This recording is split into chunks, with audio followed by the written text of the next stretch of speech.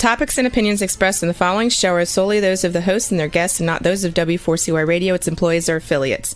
We make no recommendations or endorsements for radio show programs, services, or products mentioned on air or on our web. No liability, explicit or implied, shall be extended to W4CY Radio or its employees or affiliates.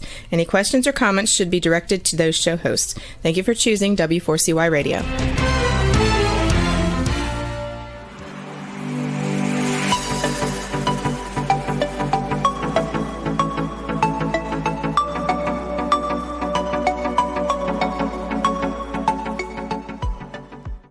Well, welcome. Great to have you with us. I'm Bill Martinez, and this is the Bill Martinez Show.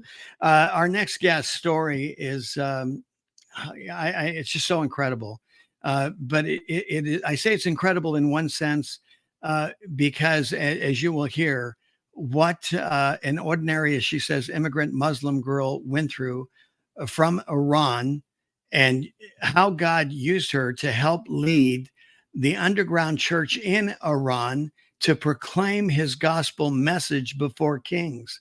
This is a true story of persecution, abuse, unwanted divorce, and God's amazing grace through it all.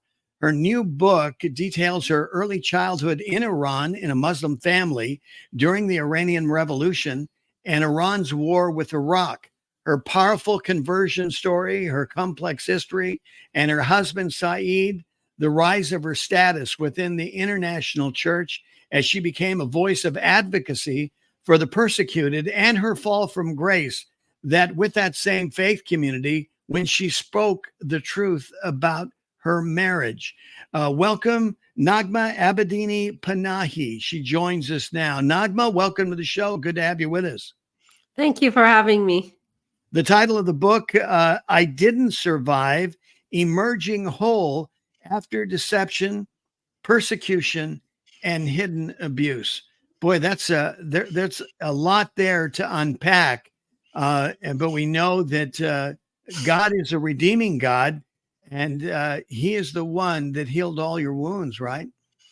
Yes, and there is a lot to unpack there. There's a lot of ups and downs and twists and turns, but you can see the hands of God and his grace in every moment.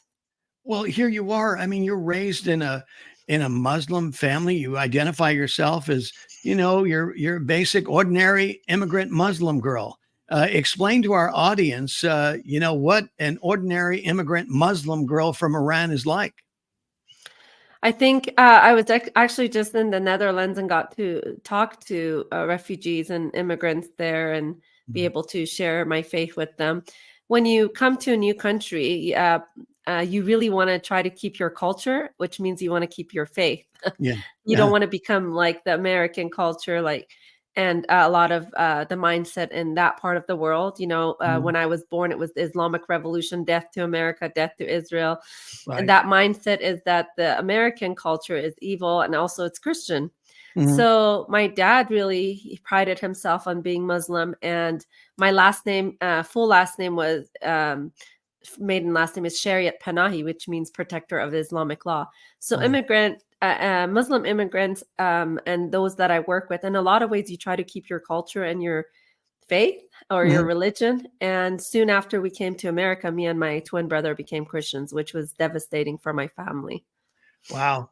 Yeah, because you can't blame them. I mean, it's like anything, whether, whatever culture and your faith is part of that culture and so entwined, any deviancy from that. I know, for me, Naghmeh, I was raised Catholic. And when I had a little bit of a break from the Catholic Church after I got out of high school. And then I did some work with the Billy Graham Evangelistic Association. And it was a shock to my parents because, here I was of the 9 kids, I was the one that was going to, go to the priesthood. And, so I can relate a little bit, with what you must have experienced with your family. Yes, it was pretty devastating, especially coming from Shia Islam. Our last name meant we were directly linked to the Prophet of Islam. And my dad really, it was our identity. So Having been born and raised in the Islamic Revolution, I had never heard of Jesus. I didn't know what that name was. And so when my brother had a vision of Jesus when we first came to America, that was really shook everything we believed in. And that's when me and my brother became followers of Jesus at the age of 9. Well, that's one thing that I hear consistently, Naghmeh, that it starts with a vision. Most Muslims that I've spoken with that have converted, it starts with a vision, like what your brother experienced. Now, did you experience a vision like that, or you just went off of what your brother had experienced? And a lot of times I'm reminded of Saul. He had a vision, and that Mhm. vision directed him to asking about Jesus, and he was told who Jesus was, and he got saved, or he was was ministered to by a Christian. And that's what happened to us. That's how we became acquainted with Jesus, was through my brother's vision. I didn't have a vision. And also later in my 20s, when I went back to Iran, I realized a lot of the Muslims I would talk to, they already had a vision of Jesus. They were ripe. The harvest was ripe. They were ready to accept Christ because they had already seen him in dreams and visions. Well, and that's a tough situation, because you're going back to Iran in your Muslim culture where it's not well received when you are presenting another religion to Muslims, right? Yes. So I grew up Muslim, but when I went back to Iran in my 20s, it was the first time I got to experience persecution as a Christian and really see Mhm. what happens with religious minorities in Iran, especially Christians. Yeah. And so, yes, for the first time, I saw how dangerous it was. I had friends that were killed. I had friends that were arrested. I was arrested multiple times myself. At times, threatened to be killed if I didn't deny my faith.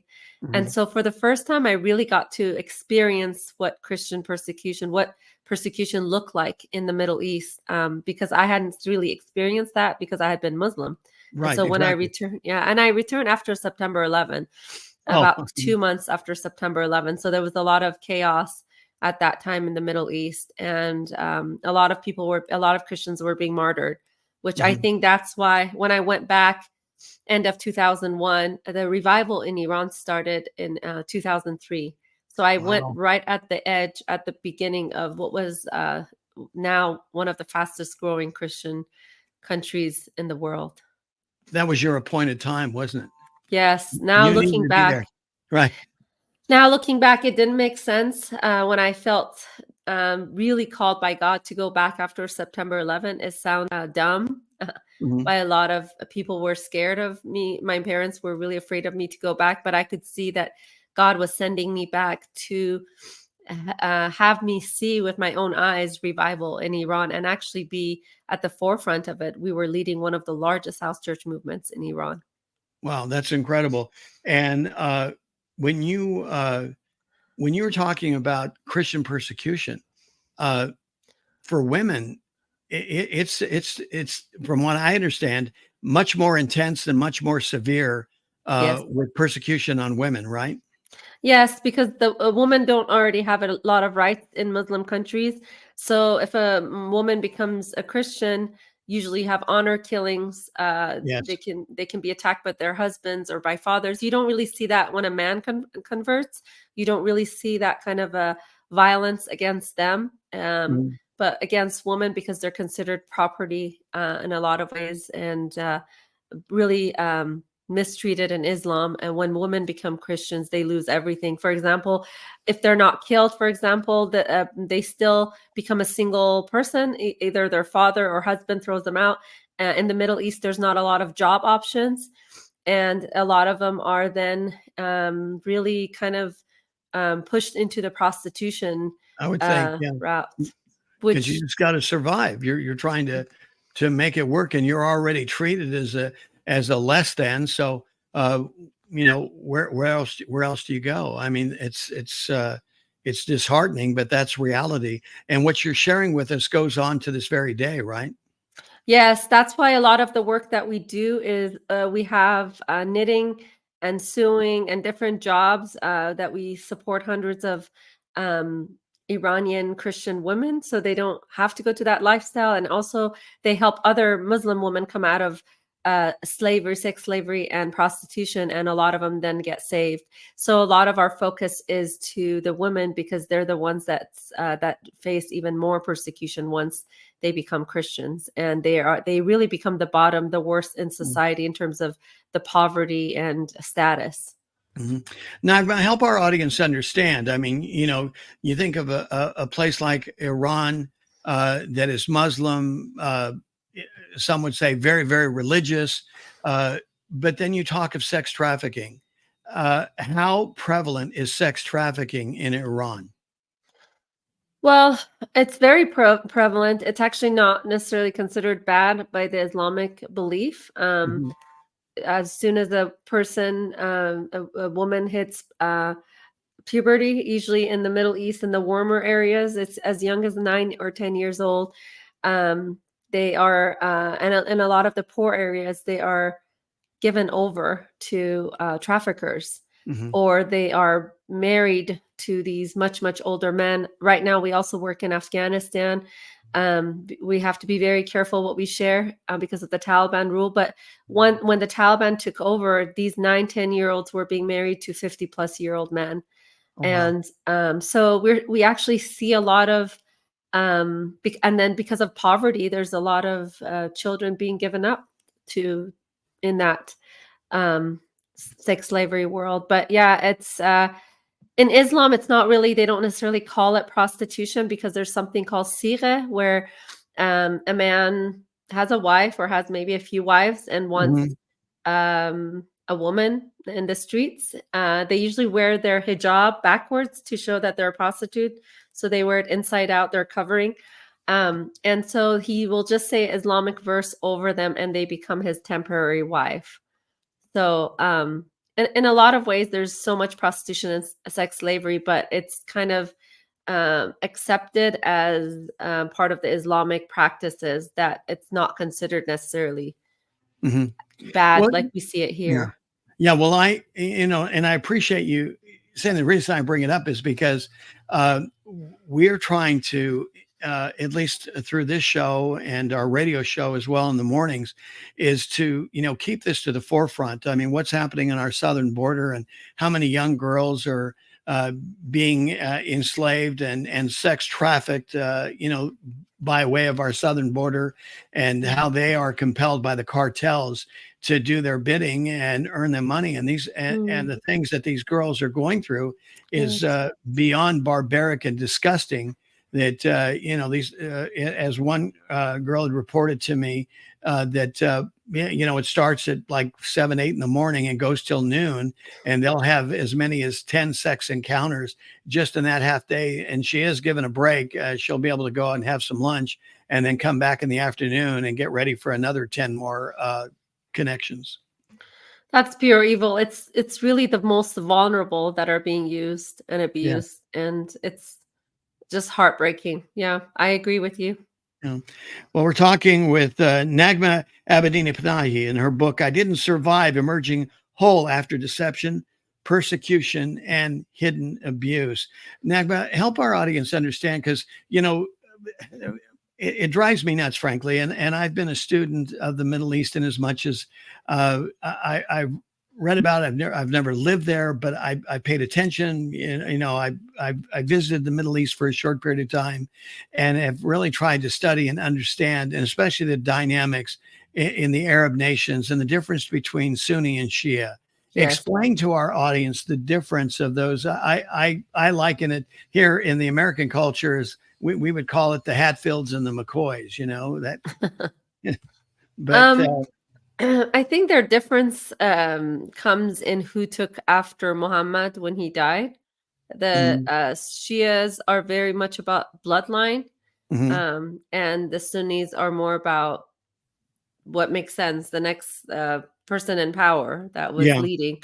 And so that's where their main argument comes from. Shia is a little bit more superstitious, but that's why our family, having been a bloodline of the Prophet Muhammad, was such a big deal in the Shia religion, because they really care about bloodline, and they actually call you Saeed, which means you're of a holier blood, and are given a special attention. So I would say Shia is probably more superstitious than Sunni. Sunni is the majority of the Islamic religion in the Was world. that about 85, 90%, roughly? Yes. Something like that. Iran is almost all Shia, parts of Iraq and Afghanistan. So other than that, majority of the Muslim world is Sunni, which is about, like you said, 90%. Right. So in the end, after everything is said and done and the return of the Mahdi, where does that, how does that align? Is the Shia believe that they're going to be so empowered that they're going to take over the world and the Arab nations as well, that, the Shia would take over the Sunni? I think so. They see their religion as being the correct one, being the chosen one. It's interesting you mentioned Mahdi, which is the prophet they're waiting to come back, who was, then wasn't, then is to come, which is an interesting take. Is almost like a demonic replacement of some sort. But it's interesting, in the Quran, it actually mentions that when Mahdi comes back, Jesus, in the end times, Jesus will come back. Right. And it doesn't say Mahdi will judge the world. It actually says Jesus will judge the world. So there's so many traces of Jesus in the Islamic book, which is very interesting, because so many times I met Muslims that became Christians by reading their own book and saying, well, why does it say Jesus, the Spirit of God? Why was he the only prophet that healed and raised the dead and made the blind see? But yeah, even with Mahdi coming back, there's some confusion with Muslims because it mentions Jesus as coming back and also judging the world. Well, I can't help but look at what's happening in the Middle East right now, Naghmeh, to be honest with you, to see that part of the passion and the emotions of the Arab world right now is because of this increasing anticipation of the Mahdi's arrival. Yes. And on the Christian side, by comparison, there is this expectation that Jesus is coming soon and very soon. But he will come as the Lord of Lords and the King of Kings. Yes, he will judge, but he is not going to, as the Quran would state, and I believe it was the Quran, you can correct me, would state that Jesus would, condemn Christians and elevate the Muslims, right? Yes, that's what they say. I think people need to know there's two types of writings, which can be confusing when you read the Quran. There's the Mecca writings and the Medina writings, and they kind of go against each other. One really elevates the Christians and the Jews and is peaceful. That's when Islam was the weakest, is Mecca writings. And then you have the Medina writings where Islam became very powerful, and you see all of these verses that Jesus will condemn the the Christians, and or find the Jews and Christians wherever, kill them wherever you find them. So it can be confusing because a lot of Muslims can say, oh, this is such a peaceful religion. But if you look at the two writings, when Islam was weak, which is a strategy of the Islamic world, when you're in an environment that you're weak, you're going to say, you're my brother, we're peaceful, you're my sister. But look at any country that they have a majority. There's no tolerance of for religious freedom. There's no tolerance for anyone that thinks differently than they do. And that's a lot of the Islamic strategy. When they become powerful, then they completely get rid of the opposition, which is what you're seeing in every single Muslim country. Yeah. Right. They get rid of the opposition. They get rid of the other book. Right. Yep, they get rid of the other book. Whereas before in the Mecca writings, you see, the Injil and Torah, the Bible is like God's book, but then you see, it's been changed. So you see confusion because when they're weak, they kind of say, it's okay, we're brothers, your book, my book. And then when they get strong, they actually, in the Medina writings, you see, no, this is not, they get rid of the books. Yeah, and unfortunately, very aggressive. Yeah, exactly. Yeah, and unfortunately, we saw what happened recently with Israel. But Christians are also under constant attack and a threat of these Islamic governments. I work in countries like Iran and Afghanistan, and they're constantly being hunted down to be killed. They're one of the poorest in those countries, yet the gospel continues to grow. We're even seeing more so now in Afghanistan in the last few years. There's more and more becoming Christian. So in much weakness and poverty and brokenness. There's a move of the Holy Spirit in these countries that these evil governments are trying to completely get rid of Christians. And the thing is, Mag, to your point, when you go back in history, God takes advantage of times like these. I mean, when because the people are looking for hope, real hope, and when they find Jesus, it begins to make sense to them. They're able, their eyes are open, and they realize real hope, and they start to discern the difference between the truth and the lie, because Jesus did say, "I am the way, the truth, and the life." Wow. I mean, you talk about three very powerful aspects that would endear, you would think, most reasonable people to, right? Yes.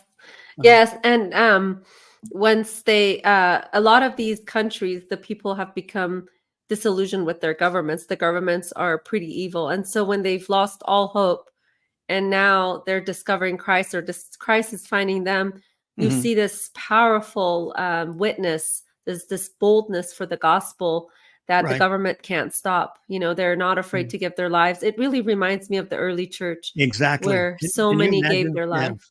Can you imagine? I mean, for them to be martyred, I mean, you have to be all in and so convinced to, be impaled on a stake, right?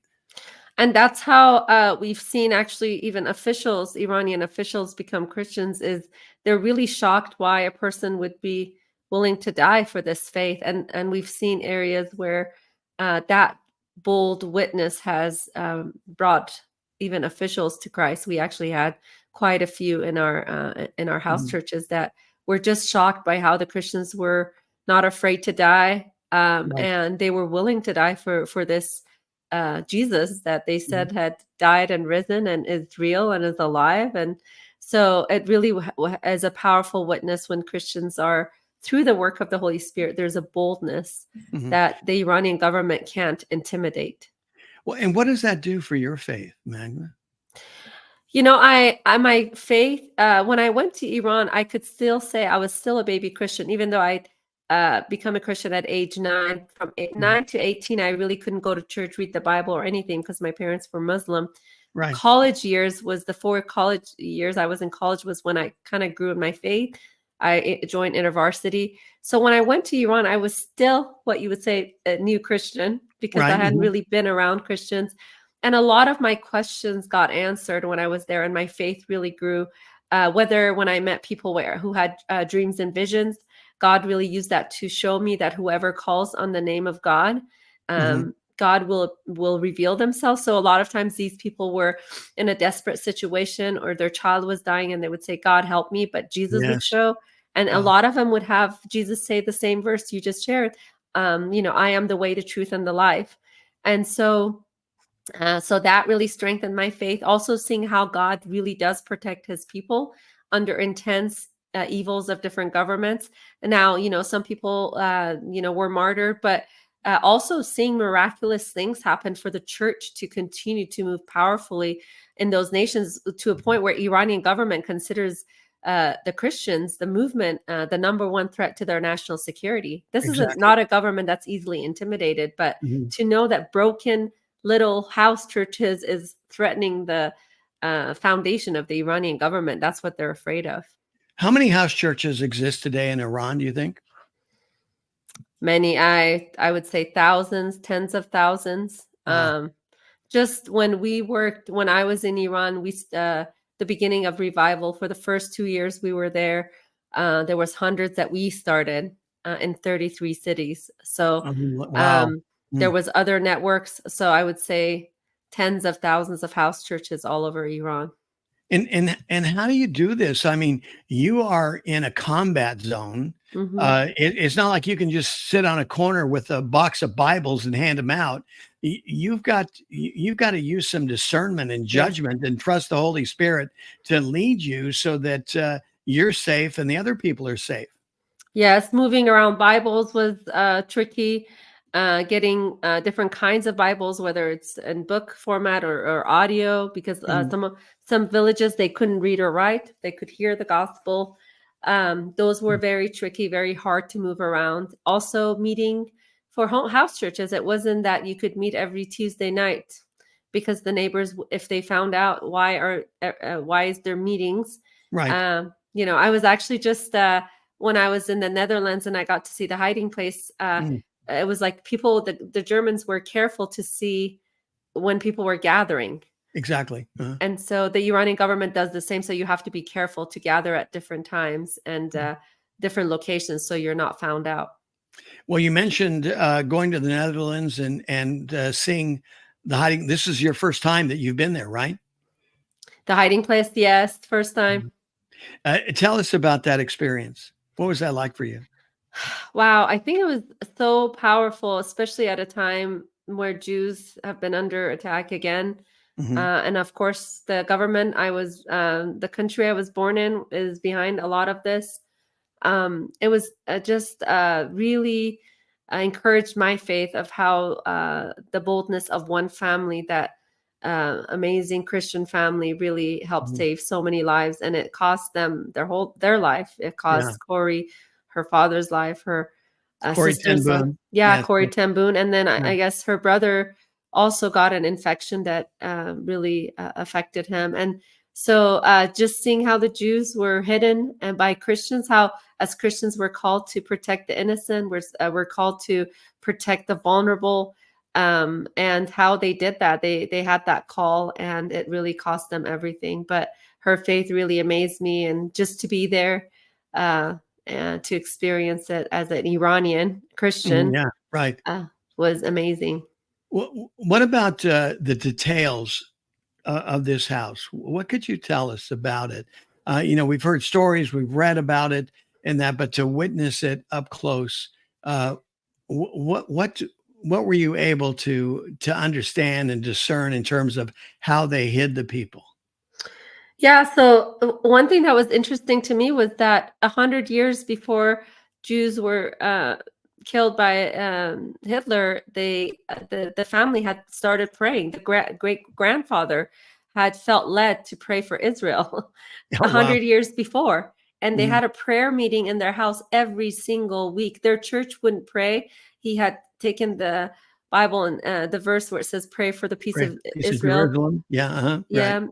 So the pastor was like, whatever. But so he gathered whoever wanted from whatever church. And for 100 years, they prayed every single week. And it's interesting, God was preparing them. And even one of Corey ended up being a watchmaker, but her brother, who should have taken the place of the dad, wanted to be a theologian. And he was sent away, and he sensed in Germany that there was animosity rising towards the Jews. And he came back and said, we got to prepare for this. It's coming. And for decades before it happened, they were preparing for it, and to really hear the story of how the hiding place was built so secretly. Unfortunately, they were found out because they were gathered in a living room, had a meeting, and a spy, someone who had pretended they were washing their window, kind of saw in. Having been raised in an Islamic revolution, a lot of times these governments, they don't want people gathering in small groups. They think they're very wondering what's happening. So you're not even allowed to gather in small groups. So that's initially what triggered everything for them to be found out. But the Jews were actually never found out. They were still in the hiding place. They had German soldiers at the front of the door for days. They said either they're going to starve or they're going to come out. And God miraculously brought them out, where eventually Dutch soldiers replaced the German soldiers after 2 days and helped get them out. Wow, what a story. That's incredible. And there were so many miracles that saved so many Jews, during that period of time in the Holocaust. But no doubt, 6 million Jews were murdered during the Holocaust, even though some people to this day would deny it. Iranian government denies it. Yeah. Which is ridiculous. It's kind of like what's going on right now in Israel. People are denying, though there's video that came from Hamas themselves showing the barbaric murders of people, children, decapitating mothers, grandmothers, kids, families, but they want to deny it. And it's amazing to me, the United Nations and so many other countries and universities here in America, the kids just don't know better. I mean, and Yeah. they want to explain it away. There's no explanation for hurting. There's just no explanation for the Mhm. brutality. That you can't bring up Palestine. There's just when with that level of evil, you just have to step in and side with the one that's being attacked, and you have Mhm. to protect. And there's just no explaining that amount of evil of Yeah. why. You know. Well, I think it's hard on a society that has moved away from black and white, and Hmm. they live in the gray areas. You know, your truth is your truth. It's all relative and all this, and kind of conversation and the elasticity of reality, which ends up getting distorted. And so they're just in denial for the foundational issue of good and evil. But that's Yes. also why the Bible told us that there will be that time when good will be called evil and evil will be called good. And now, I mean, we're right there, aren't we? Yes, and a part of my story of abuse also I just want to touch about this is when there's an oppression happening, when there's an evil happening, there's no two sides to this story. Mhm. There's, you can't just start stepping into the gray of, well, what did that person do? And that happens also in abuse. Well, what did she do to get raped or what did, Yeah, well, yeah. you know, She must when have caused it. Yeah. she must have caused it, Right. which Yeah. is so I just want us as Christians to also be careful when there is an innocent party. They're not innocent, they're not going to be perfect, they're going to have their own issues, but when is being overpowered by an evil, you Mhm. really want to take the side of that. You don't want to step into the gray and say, well, I don't know, because then it causes inaction, right? I mean, that's what the Exactly. enemy wants. Mhm. That's why there was inaction during the Holocaust. There's inaction now. You're like, well, what about this? What about Palestine or in abuse? Well, what about? So when you start saying what about and start stepping into the gray, then there's no inaction, which the one in power who's inflicting the pain wants no action. They're like, okay, Exactly. you just be confused and back off. Yeah, Let you us just do our move job. and you move on to raise your evil head, down the road again, because this is what's happened is Yes. the evolution of Hamas there in the Gaza is exactly that same story that you're Mm. talking about. And speaking of Hamas, help us understand the Palestinians who elected Hamas there. And you could question, I mean, you certainly have Mm. been around and understand how elections are conducted in the Arab world. It's not necessarily free and fair, says an American who just went through a not so free and fair election. I get that. Okay. So maybe because we saw that, we could see it's a universal issue. What should be our understanding? Because I tell you, I'm asking God for wisdom on this, Naghmeh, is that Yeah. the Palestinians that because freedom, just like the early church and what we've talked about historically amongst Christians, freedom comes at a cost. It's not Mm. just free. Yes, it's God given, but because we're in a fallen world, there's a price to be paid, right? Yes. It's so complicated because and that region is so complicated because majority of the Muslim world, which is billions of people, Mhm. are very sensitive about the Palestinian situation, and they've been indoctrinated. We were indoctrinated at school how evil Israel was and how they were the ones oppressing Palestinians. And so you want to defend and defend them, and but it's more complicated than that. And you have I think you have the people of Palestine be willing to say, you know what, this is causing terror, let's get rid of them, Right.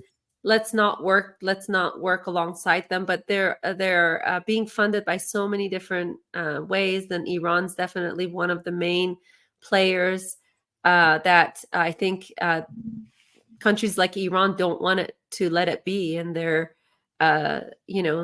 have to be involved there. But Mhm. I think the Palestinian people at some point, because of all the things they keep continuing to go through. I mean, when I was a child, I went through war and I heard the sirens. I have Iranian Jewish friends that sent me Mhm. videos.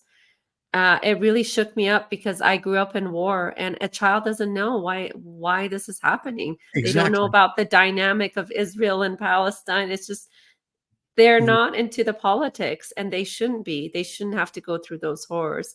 So, Exactly. I hope, I don't know. I mean, with the end times, we don't know how I mean, we don't it seems like it's going to continue. The evil is going to continue building, but you would hope that the Palestinian people at some point would stand up to that and say, you know what, we don't want to be used by these terrorist groups like Hezbollah and Right. Hamas and be in the middle of this. Well, you see some of the soldiers already, getting out of there because they're sitting there taking bullets. They're in the midst of this evil. And the leadership of Hamas, they're nice and comfortable lounging in five-star Yes, hotels, whether it's in Qatar or Turkey. And, exactly. and like this one soldier said, go, wait, what's up with this picture? I'm Yep. taking bullets. My kids are being threatened, my wife, and that sort of, I'm out of here. And I hope that they see that these, even with the Iranian government, the leaders are really not being affected. They're Yes. the ones that are in safe areas and wealthy and doing okay. And so I think it's the people to wake up and say, I pray for salvation of the Palestinians. That would be Exactly. amazing. Well, that's Wait, what's going to save them because what the thing that's interesting, and again, better than I do, but what I'm observing is the Arab nations they don't even want the Palestinians. So it's like, well, wait a minute. yes. What are are the Palestinians on the pecking order? I mean, Mhm. they're less than in their own way that their Arab neighbors don't want anything to do with them. Exactly. It would be amazing if they become followers of Christ. I mean, I hope I believe in the last days we will see more of a harvest in that Yes. Oh, area, no doubt. including No the doubt. Jews. Yeah. But that would be amazing that the one people, the Palestinians that have been used by the Muslim world to forward their own agenda. Wouldn't it be Mhm. amazing if they became followers of Christ and took that agenda out of the hands of these power players like Iran and Exactly. Oh, Hamas? by God's will and mercy, I'll tell you. We're talking with Naghmeh Abedini Panahi. Her book, I Didn't Survive, Emerging Whole After Deception, Persecution, and Hidden Abuse. Naghmeh, you've been so gracious to allow us to get into this. And I know it's been very helpful and educational for our audience to understand some of the nuance in the Middle East and what you grew up with. But I want to get into, your story more directly in these last 15 minutes or so that we have together. Tell our audience about when you talk about coming out of deception and persecution and hidden abuse. And of course, you also experienced an unwanted divorce that may be part of that hidden abuse story you're talking about. But tell us your story, if you would. Yeah, so I met my husband in Iran. We were leading one of the largest house church movements. Because of persecution, we came to America. He came Mhm. through visa through me because I was a US citizen in 2005. And as a lot of people know the story, he went back and was arrested. And Mhm. that's when I kind of got into the global stage when I was advocating for him. Of course, I Yeah. didn't know the story would get so big. My Right. first interview was with Hannity and Fox Mhm. News, and Right. before I knew it, I remember that too, by the way. I remember your first interview. So go ahead. yeah, that was my first interview. And you never know if a story's gonna get big or it's gonna get just forgotten. So after that interview, it blew up. I was Mhm. probably on Fox News 2 or 3 or 4 times a week on different shows. Also, CNN and other even secular media start to pick it up, like Huffington Post, New York Times, Washington Post, Mhm. Wall Street Journal. All of them start picking it up, and the story really got big. And God's amazing grace through it all was that through Saeed's imprisonment, I got to share the gospel to hundreds of millions of people every single time I was on media or I was at our Congress or at the Mhm. United Nations. Obama came to Boise. I met with him, and Donald Trump called, and I met with him in New York. Mhm. So just got to meet with powerful people, and each and every time Jesus was the center of those discussions. And so at the same time, as people who've gone through abuse know, that time of advocacy and Saeed's imprisonment gave me time away from my abuser, and I started seeing what I had been under. And I kind of go through all that happened, but eventually, Saeed got a smartphone inside the Iranian prison, and I saw that his abusive behavior had not only not changed, it had gotten worse because of the PTSD and paranoia that he experienced in prison. So he became a very dangerous person. I wrote an email to a group of supporters explaining I was an abused wife and that Saeed had a phone, and he was very abusive and actually dangerous because of his paranoia and PTSD. And that got leaked to media. But and the Christian community couldn't accept that their hero could be an abusive person before he went to prison, but even worse when he came out because of his PTSD and paranoia. He came out after 3.5 years in prison. It was supposed to be an 8-year sentence, and he filed for divorce. And he moved actually on with another woman that was part of our house church movement and had been involved in our life early on. So that was probably one of the lowest points in my life. But I think the hardest part was seeing the Christian community not understand abuse. Yes. And I think we have to be careful in a lot of ways. We are so much more concerned about holding up an institution than caring for the person that's hurting. Exactly. Well, and that was the warning you said early on, is that, instead of falling victim, to a narrative, to understand, what's going on, also appreciating that nobody's perfect. I mean, everybody's got their issues, but you need to be discerning enough to know the difference between good and evil. That's what it comes down to, right? Yes. And we have to, as Christians, it says, one of my favorite verses is, it says, mature Christians are those who have trained their senses to discern between good and evil. So that's maturity, when you can sense there's a dark and there's a light, there's evil, there's good.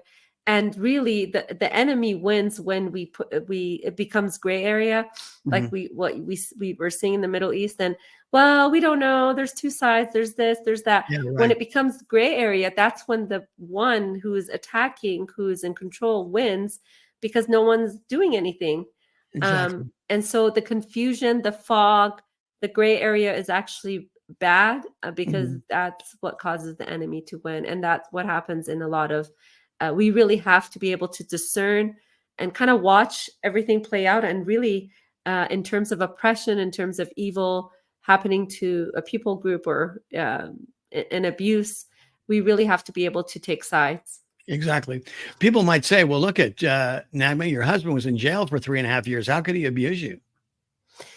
Well, he was abusive. There was physical abuse before he went. But yes, from the phone, he had a smartphone a year before he got released. He was threatening to come after me.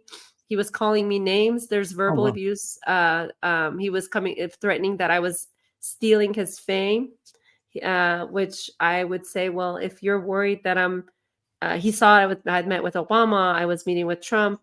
Right. Trump brought up Saeed's case all the time when he was running for president. I saved all the interviews. Like he would say that pastor in Iran, he would talk about it a lot. So he saw a lot of attention, but he didn't want it on me, because abusers they want to be the ones in power. And so I would say, I don't have to travel. If it's bothering you, I don't have to talk.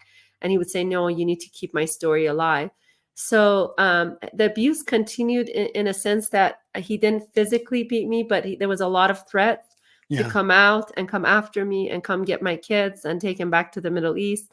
And there was a lot of verbal abuse. There was a lot of name calling, which was shocking to me. And this is tough, because you're talking a Christian man here. And someone who I had literally laid down my life to get out of prison. It was so confusing to me. So yes, it was very confusing to me. I drew boundaries. I was advised by pretty wise people to draw boundaries, and he didn't like that. So as soon as I drew boundaries and I said, I'm here for you. I don't want to end our marriage, but unless you get help on your abuse and also adultery, pornography, and he had committed adultery. He had confessed it to Franklin Graham. I said, if you get help on these, I'm back. We're back in our marriage. But he did not like boundaries, and he filed for divorce, which was very heartbreaking for me. So, well, maybe, out of it, I know it's hard, but, God's ways are not our ways. And I'm sure you may look back on it, though you didn't want the divorce. And I know most people really, after everything is said and done, they could be classified as unwanted divorces. Mm. But God protects us. He says He doesn't allow us to deal with more than we can handle. And Yes. with each temptation, He does give us a way out. And of course, this is somebody just on the outside here, and hearing your story is saying, perhaps God gave you a way out Oh, he and freed me. redeemed Yes. you. Yeah. Yes, I want to say this something I've thought about. One of my best friends, Miriam Ibrahim, she Yes. has a book out. She was in prison in Sudan. She was on death row. They were going to kill her. They found out she was pregnant. They were going to kill her by hanging. They Right. found out she was pregnant, so they didn't kill her. By the time she gave birth to her daughter Maya, the whole world was advocating for her, and she got out. She Mhm. stood for her faith. But her story ends. She's written a book where she becomes free from the prison, and Mhm. everyone's happy. My story kind of ends the same way. I became free from a prison, and God used Saeed's imprisonment to set me free, but also to share the gospel with kings, to share the gospel with not millions of Muslims were watching. Yeah. And so it's a different kind of freedom, but people get so confused because the marriage didn't get saved, but Yes. I was set free. So it's the same, should be the same celebration, because I've been set free to follow Christ and continue to minister in the Middle East. We work in we translate and take the gospel in areas that has not been taken before, Mhm. in different dialects, and it's just seeing the powerful move of God in Iran and now Afghanistan has been great. And for me, that's a good ending. Even though the marriage didn't survive, like you said, God used it for good. Well, it's why Jesus went to the cross. It's for us to be free from sin and death, right? Yes. And you see, we underestimate, like you were talking about earlier, maturity in your walk as a Christian and as a believer is that you discern these differences. And this is something that God had shown me specifically a while Yes. ago, Naghmeh, is that the highest calling that we have here on this side of heaven is liberty. It's freedom. Mm. And in our Constitution, in America's Constitution, it refers to it as being an inalienable right that is given to us by God, not by man. I mean, Mm. when you think about that, so this is why liberty is so precious, because it's God given. And I look at it in the same way. For example, like uh, when the brother Esau, when he disrespected his birthright. And Mm. I believe that liberty is part of our birthright and it should be respected. And look how what God said about Esau when he disrespected, he just took it so casually and Mm. disrespected it. He said that he loved one brother, but he hated the other. And because of that, and somehow I think there's some correlation and relevance, to that. So gosh, your story in helping us again and reminding us that liberty that comes from God, we need to cherish that and protect it, right? Yeah, one thing that I think I love that you mentioned the verse. I think it's in Hebrews that says maturity comes from discerning good and evil, but it Mm, also says liberty comes from you shall know the truth, and the truth shall set you free. mm, So liberty comes from being grounded in truth. exactly. You have to know what's true and what's not. Mhm. Well, Naghmeh, we got about a minute left. I'm going to let you, summarize your book and what we've been talking about. I Didn't Survive: Emerging Whole After Deception, Persecution, and Hidden Abuse, and remind people, how they can get your book and how they can be aware of your ministry that continues to this day. Yeah, I think I Didn't Survive hopefully will be an encouragement through all who walk through life, ups and downs and twists and turns. And it talks about ministry that continues, but it also has a message for the church here that's sleeping. Yeah, I would right. say, having Mm. experienced revival, it's easy to see when the underground church comes to the United States, they're actually shocked by the state of the church here. So I hope it's also a message for the church here. And I hope that we can listen and we can see God move in our nation. Well, Naghmeh, and again, is there a website or a contact form? Yeah. Go Yeah, ahead. my book is on Amazon, on Barnes and Nobles, on all the websites. Also, I have a website, naghmehpanahi.com, that talks about the work in the Middle East that I work with. Back to Jerusalem is an amazing ministry. We work together at to get the gospel to the 1040 window. Well, Naghmeh Panini, I cannot thank you enough. God bless you. Thank you so much for being with us and sharing your story. Thank you. God bless. God bless. Naghmeh Abedini Panahi, I should say, forgive me, has been our guest. And what a special lady. What an experience that should be an encouragement to us all, that no matter how bleak it may seem, is that God is with us no matter what, because he's not only in the saving business, he's in the redeeming business as well.